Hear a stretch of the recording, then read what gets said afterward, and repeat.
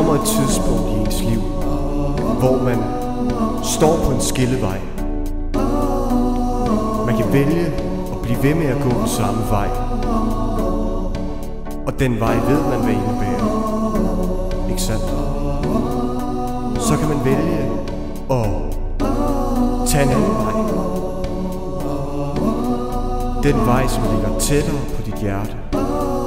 Den vej, som du ved inderst inde vil gøre dig lykkelig. Hvis du cutter din forældres stemme om, at du ikke er god nok, og du ikke kan det, du gerne vil. Hvis du cutter den væk.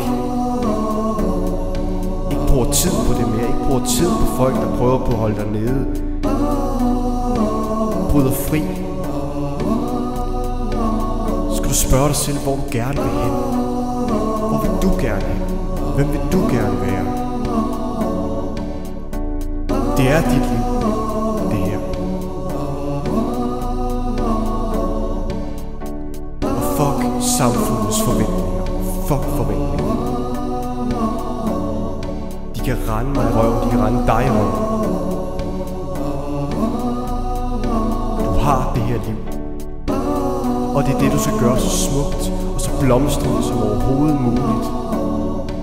Og du skal ture og gå alene for en stund.